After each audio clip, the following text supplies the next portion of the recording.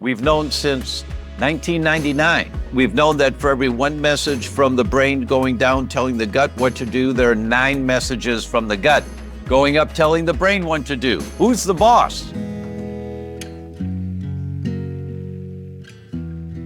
Welcome to this episode of the Biology of Trauma podcast. I am your host, Dr. Aimie. What you may not know about me is that autoimmunity was one of the ways I discovered my body was holding trauma, and I had not known. I did not think that I had had trauma. And it was during a workup for severe fatigue that we found my ANA levels, or my anti-nuclear antibodies, were very high. These are antibodies that my immune system had made to attack my nucleus, which is where my DNA is held.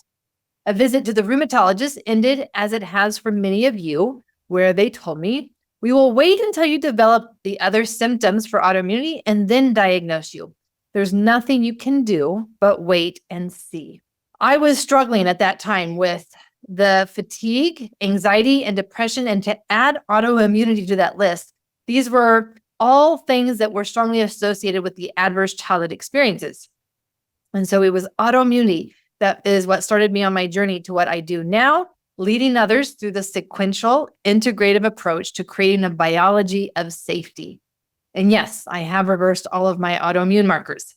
That's why this topic of early detection of autoimmunity with a history of trauma is so important for me that I share with you. If you are someone who has had adverse childhood experiences or other trauma, you will want to listen and take notes for learning the importance of early detection and what other risk factors are important for you to mitigate more than other people, perhaps. If you know of someone who is at higher risk of autoimmunity due to trauma, adverse childhood experiences, you will want to share this episode with them. You're going to be learning about a very important phrase. It's called predictive autoimmunity in this episode. We're going to answer one question. If you had trauma, early life trauma, what should you know about decreasing your risk for autoimmunity? I have a distinguished guest for this episode, a leading expert in functional medicine, Dr. Tom O'Brien, who holds teaching positions with the Institute of Functional Medicine and the National University of Health Sciences. Often referred to as the Sherlock Holmes for chronic disease, Dr. O'Brien is a chiropractor who has dedicated his career to uncovering the underlying mechanisms that trigger immune responses. What you will learn in this episode: the science of autoimmunity and dysregulated immune responses, the influence of environmental toxins after trauma for the risk of autoimmunity, the significance of predictive autoimmunity and early detection, the role of your gut microbiome in regulating inflammation, whether you really need to eat organic or not for decreasing your autoimmune risk, and practical steps and specific changes that you can make today to prevent or reverse autoimmunity after a history of trauma. With that, welcome, Dr. Tom. There are so many people who are on this, what you call autoimmune spectrum, and they need to know this. And so you talk about ANA being a great marker for people to know just where their immune system is at.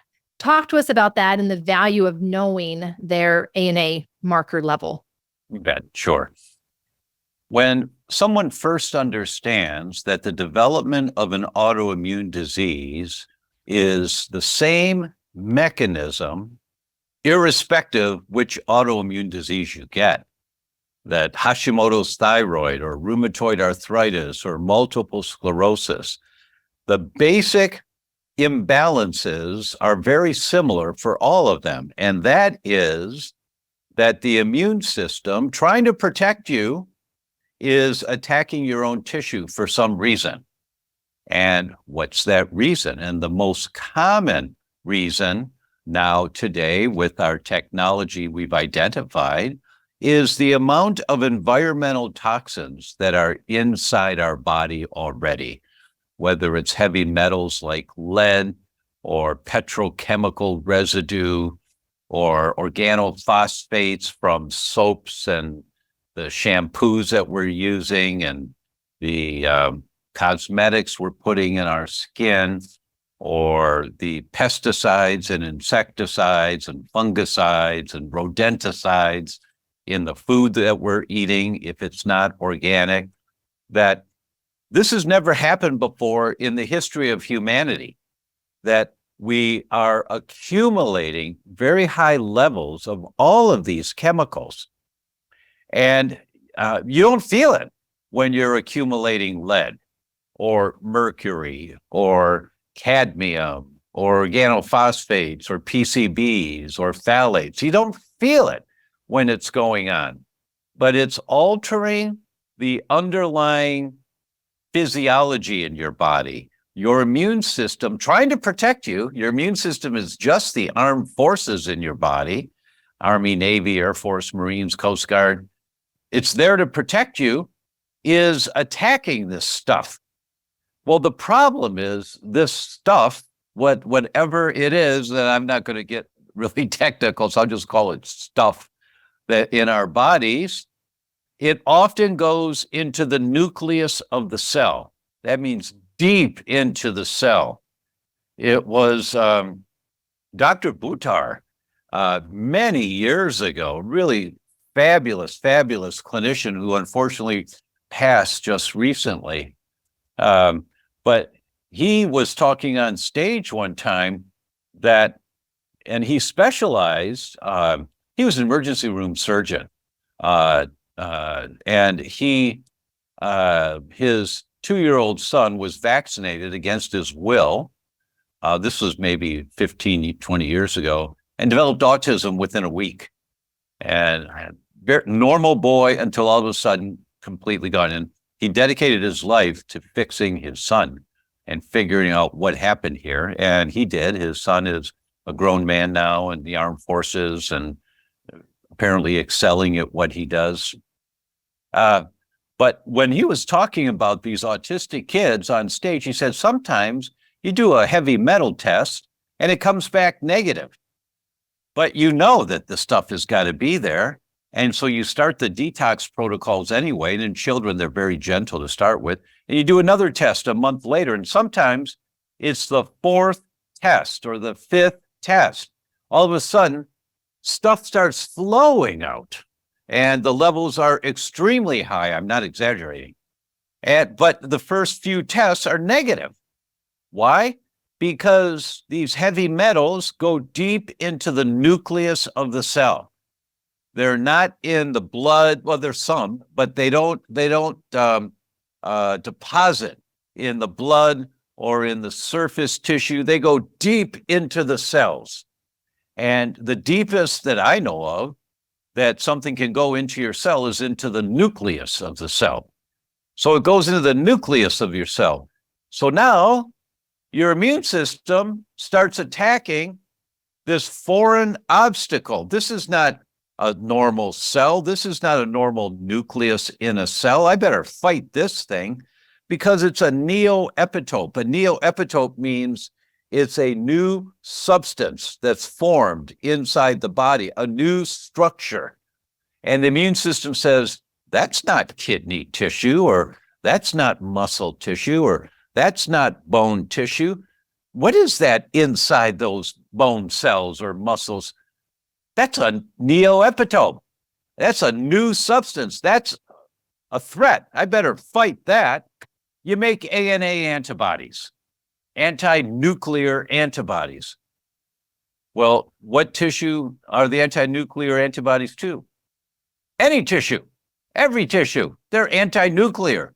They're not anti-cardionuclear or anti-brain nuclear. They're anti-nuclear.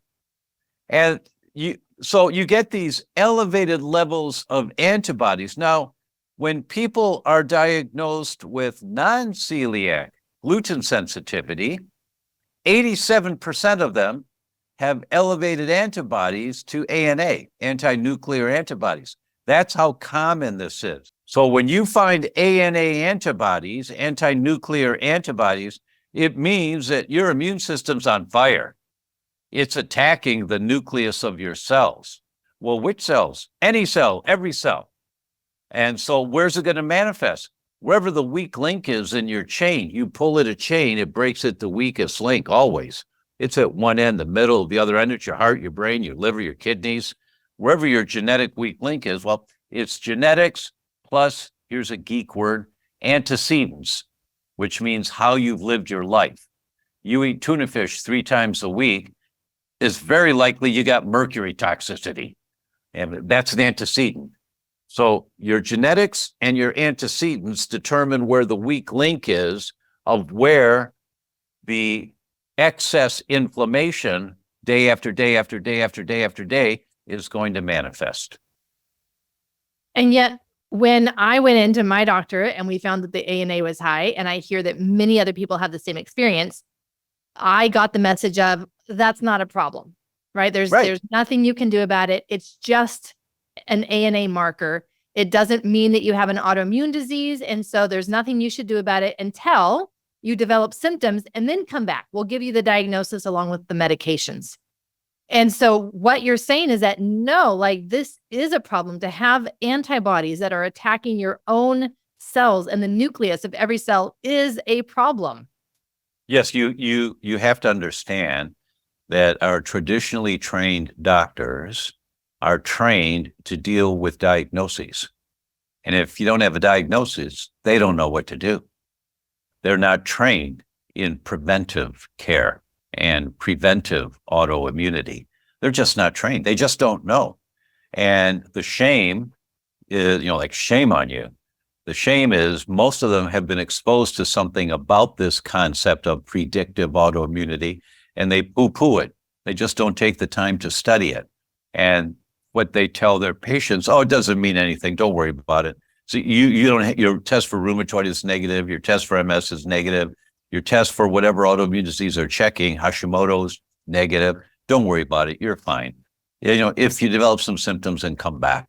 So because I'm trained to deal with a disease diagnosis, and if you have a disease diagnosis, I then will give you some medication to minimize your symptoms, but you'll have it for the rest of your life. Yeah. And this is such an important topic because actually autoimmunity is one of those conditions that we have seen is strongly associated with the trauma response. And this is developing years. And I think that this is what I would like for you to answer as well is even when autoimmunity is associated with the adverse childhood experiences, and we know that those studies show that children who experience adversity and stress and trauma, many of them can have these autoimmune conditions as an adult. And so it tells me that there's this process that's happening for a long, long time before the diagnosis happens. And so for someone, if they go in and they're catching the ANA marker before they get diagnosed, how long have things been building, Dr. O'Brien, before it actually turned into an ANA marker that we can measure? I haven't seen any studies that have identified how long the ANA markers themselves before a disease. We know about the antibodies to different tissue, like to thyroid or to your adrenals or to your brain. How long have those autoimmune mechanisms been going on? It's called the spectrum of autoimmunity. And the flagship article that really turned us around in understanding all of this was Melissa Arbuckle in New England Journal of Medicine in 2003. And so we've known about this. There were studies before that, but Arbuckle's article really cemented it. She went to the VA and looked for people with lupus. And she found, I'm not sure now, I think it was over 300 people with lupus in this one VA center. I don't remember the exact number. But if they're in the VA center being treated, they're veterans. If they're veterans, they were in the armed forces. If they were in the armed forces, they had their blood drawn many times when they were healthy in the Marines or the Navy or the Army or the Coast Guard or the Air Force. And what most people don't know is that the government's been saving all of that blood since 1978.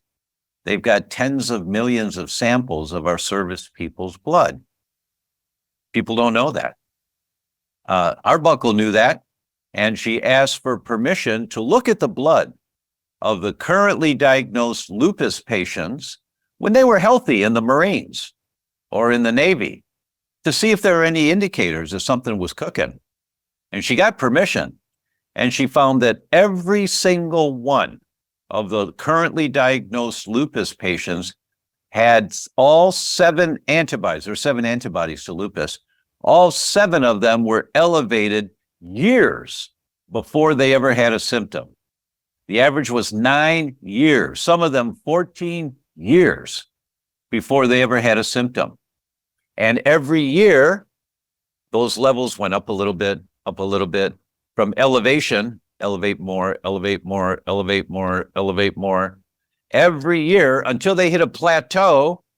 And then after that plateau, they started getting symptoms. And 6 months to a year later, they got a diagnosis of lupus. And so she identified this. And this was a landmark paradigm shifting article because we finally understood and we had evidence. This is how autoimmunity begins. These antibodies are elevated years before they ever have a symptom, which only makes sense. Because when you have elevated antibodies, by definition, you're killing off more cells than you're making. That's the definition of elevated, meaning too high. So there's a normal level of antibodies to your tissue. Why would you have antibodies to your thyroid? Because, Mrs. Patient, you have an entire new body every few years. Every cell regenerates. How does that happen? You have to get rid of the old and damaged cells to make room for the new cells. That's elevated antibodies. No. That's having antibodies to your thyroid or to your muscles or to your bone. But there's a normal reference range. And if you're in the normal reference range of antibodies to your thyroid or your brain or whatever tissue, that means you're making as many new cells as you're losing. So it's a neutral. That's why there's a normal reference range. But when you have elevated antibodies, you're killing off more cells than you're making. And that goes on for years, killing off brain cells, killing off brain cells, killing off brain cells, until eventually you start joking with your friends. I don't remember the way I used to. I must be getting older. Well, how old are you? Well, I'm 34. No, that's not supposed to happen. It is happening, but it's not supposed to. You've got a lot of inflammation in your brain. You got to find out why. So these elevated antibodies, this was Arbuckle's article showed us, is that they're there for years beforehand. And we know with some autoimmune diseases, it's 25 years. The antibodies are elevated before a diagnosis. For most, it's somewhere between 7 and 10 years. For ASCA, anti-Saccharomyces cerevisiae antibodies, that's a common one to check when you have gut problems. It's 3 years. If you have elevated ASCA, you're pretty sure it's 97% accuracy. You're going to have Crohn's within 3 years. Well, I feel fine now. Well, just wait. You'll come back. People think if they don't have immobilizing symptoms, there's no problem. In this world we live in today with so many toxic chemicals that we're exposed to on a daily, just think of the chemtrails and all that crud that we're breathing that's in the air, or the plastic in the water bowl. I'm drinking bottled water. It's healthier for me. Well, not in plastic bottles, unfortunately. You're getting the microplastics now. And so we're all being exposed to so much of this. It's overwhelming.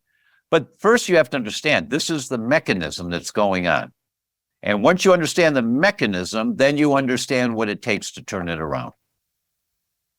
Now, one of the things that you teach really well on is there are internal environments that actually influence how our inflammation genes operate. And what are those environmental factors that are internal to us that are going to be influencing all of this behind the scenes? 36% of all the small molecules in your healthy bloodstream are the exhaust of the bacteria in your gut. I call it the exhaust, but it's the metabolites. If you exercise really hard to work your bicep muscle, the next day your bicep muscle is sore, it's lactic acid that's just accumulated and you didn't flush it out. You're going to be sore for a day or two. Okay, no big deal. That's just the exhaust of the muscle cell working. Your bacteria have exhaust. They're called metabolites.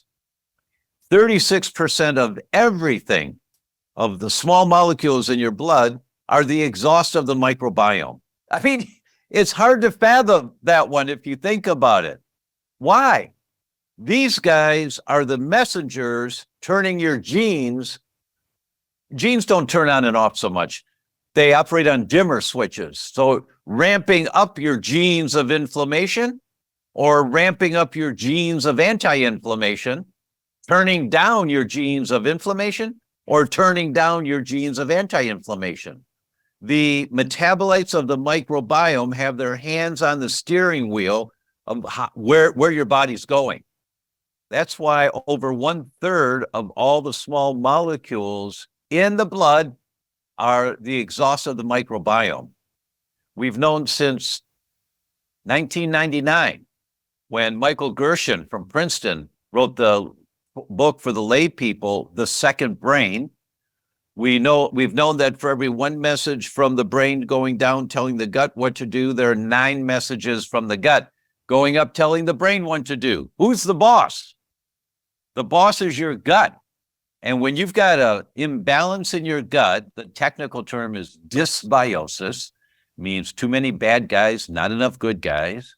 The bad guys, the messages they're sending into your bloodstream are messages to grab a hold of the dimmer switch and ramp it up of inflammation. So you get more inflammation throughout your body, and wherever your genetic weak link is, the antecedents and genetics come together, that's where that inflammation is going to cause the most problem. That's the mechanism in the development of most autoimmune diseases. Yeah, I mean, it's PhD level study, but this is the basic concept. They're teaching this at Harvard Medical School now. At last. Yeah, at last they are. Because this is just basic. And every physician needs to understand this. And this idea that the gut is actually controlling our genes and has a greater influence than what we've maybe even put on our brain changes everything. Because then now we have to talk about, well, what are we feeding our gut? Like, what's going on in my gut? And it goes back to all of the toxins, the pesticides, the food, and it makes the food choices that much more important. At least I'll give you one example, if I may. Journal of the American Medical Association, arguably the most prestigious journal in the English language to publish research in, heavily screened, junk doesn't get in there. The paper was published in 2019, and the editors of the journal said, this is an elegant study using sophisticated biomarkers to show their point. Now, the editors of the Journal of the American Medical Association don't say that very often.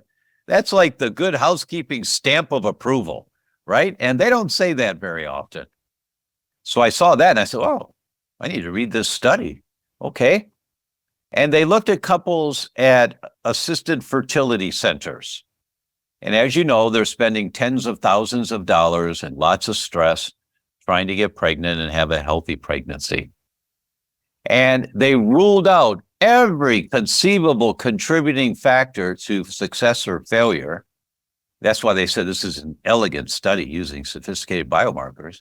They ruled out smoking and obesity and exercise or no exercise. They race and income levels, socioeconomic class. They ruled all of that stuff out, and they narrowed it down to the number of servings of fruits and vegetables per day, and are they organic or conventional? And when they did that, and they divided those groups into fourths, the lowest, the next, the third, and the highest, those in the highest category of eating conventional fruits and vegetables compared to those in the lowest category of conventional fruits and vegetables, those in the highest category had an 18% less likelihood of getting pregnant and a 26% less likelihood of delivering a baby if they got pregnant. They lost the baby. The more fruits and vegetables you eat, conventional, the worse the outcome. Now, I was like, what? Another paradigm shifting article. There's like, what? Because we all know fruits and vegetables are the way you're supposed to go, the Mediterranean diet and all that. And then those in the organic category were the exact opposite. The more fruits and vegetables you're eating organic, the greater the success rate and the healthy pregnancy and healthy delivery. And they This is define, huge. this is huge. They defined organic as 3 times a week, not every day, just 3 meals a week. No, 3 times, not meals. They said 3 times. I don't know if that meant 3 days or 3 meals, but in the article, they wrote 3 times per week. Now that's a no-brainer to do for everyone, but a 26% loss of a baby if you're eating more conventional fruits and vegetables. It's like, what? That's the effect of the toxins we're being exposed to on a daily basis. And people don't get this. They don't understand this. We have to wake up. You're killing your bodies quicker than you want. Eat more fruits and vegetables, you get sicker. Unless they're organic, because there are so many pesticides, insecticides, formaldehyde, antibiotics. They spray lots of fruits and lots of vegetables with antibiotics before they harvest them. So you're getting residue of antibiotic when you eat your eggplant or you eat your peppers. You're getting residue of antibiotics that kills your microbiome. And now you get more dysbiosis, which sends messages in the bloodstream of inflammation. I mean, when you really look at this, it's paradigm shifting. It changes the way you think. And I'm a little aggressive about it tonight because, I just got news today that one of my patients from years and years ago just died. And so they never really embraced the concept of organic and or gluten-free. And they're really nice people. He was 52. And so I'm like, wake up, world. Wake up. This is not rocket science. You just don't like it. You don't like that it's a nuisance to have to do this. I want it convenient. Well, we'll put that on your tombstone. I mean, no, this is exactly it, right? Because we can feel well, and some of the changes that can happen are so subtle that we laugh them off until it turns into a full-blown condition or diagnosis, and then we're faced with this big, massive thing. And so being able to show that, no, like this stuff is happening underneath the surface. This is our physiology, and this can be building for years, which also means for me, Dr. Tom, that we can turn this around. Like wherever we are, that we can turn this around and we can say, all right, if I start eating organic, if I start minding these things that are driving my biology, my physiology, my genes, I can actually set myself on a different path. I'm not stuck here. I'm not set for this doom and gloom picture that I think is the modern picture of health. Exactly right. Exactly right. And organic was 3 times a week and got dramatic results. So ideal would be every day. So you just reduce your exposure to all these toxins. I mean, there's so much to learn. There really is. But once you understand this bigger picture, then the concept is, all right, I'm on a journey here, and I'm going to learn quite a bit in the next 6 months to a year. And it's going to take a while. And that's why, I always sign books the same way. It's always the same. I ask the person their name, and I write down their name, and then I write base hits, win the ball game. Tom O'Brien. That's the message. That's the only way to be successful at this, is to do the little things, developing the lifestyle habits. When you learn that storing your leftover food in plastic containers in the refrigerator, you get phthalates in the food the next day that are toxic plastic chemicals, plasticizers. And you go to my book and there's 3 URLs for glass storage containers. And you say, oh, okay. And you go online to Miles Kimball or Amazon or the third, I don't remember the third one, whatever it was. And you say, oh, I like those. And you order 3 round ones and 2 square ones and 1 for the pie, pay the credit card. You're done. It took an hour. But you're done. And never are you going to poison your family again with minute amounts of poison from plasticizers in the leftover food. That's why my book is called You Can Fix Your Brain. I argued with Rodale Press for 2 weeks on the title. They wanted some different. No. This is the message in the book. You can fix your brain. And I love it. the subtitle was just 1 hour a week to the best memory, productivity, and sleep you've ever had. And that's the key to success. We'll wrap it up here with that one probably. That's the key to success is you allocate 1 hour a week to learn one new thing.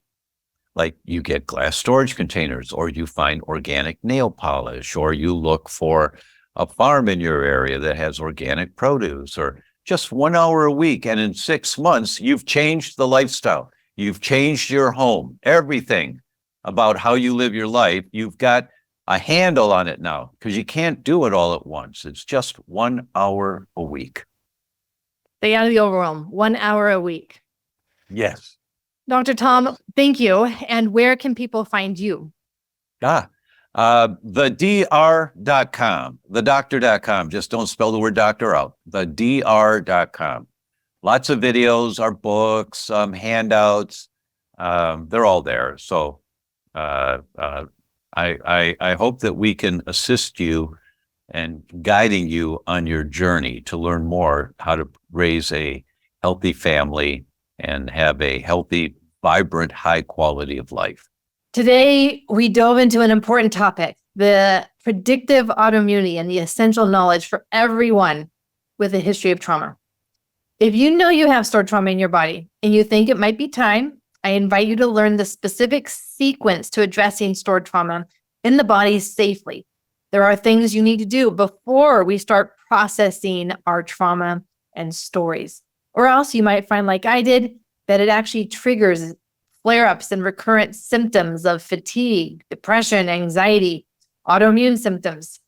And so we need to be smart about how we open up our body, or else we can make ourselves sicker and re-traumatize ourselves in the process.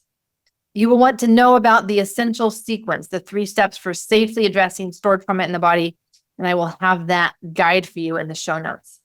If you are interested in this topic of autoimmunity and stored trauma, you will want to listen to these other podcasts. Episode 49 is all about the freeze response. If you don't know about the freeze response yet, you need to know about the freeze response because that is the specific element of the trauma response that is very strong in autoimmunity. Episode 49 was about beneath the surface, the childhood freeze in autoimmunity going into attachment insecurities. Episode 71 is also one that you will want to take a look at.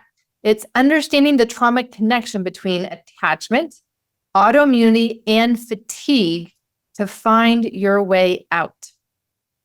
Back in episode number 10, I brought in the story of someone who had progressive multiple sclerosis and the role that addressing unresolved emotions played for her. It's actually an interview with Dr. Ariel Schwartz, one of the trauma experts.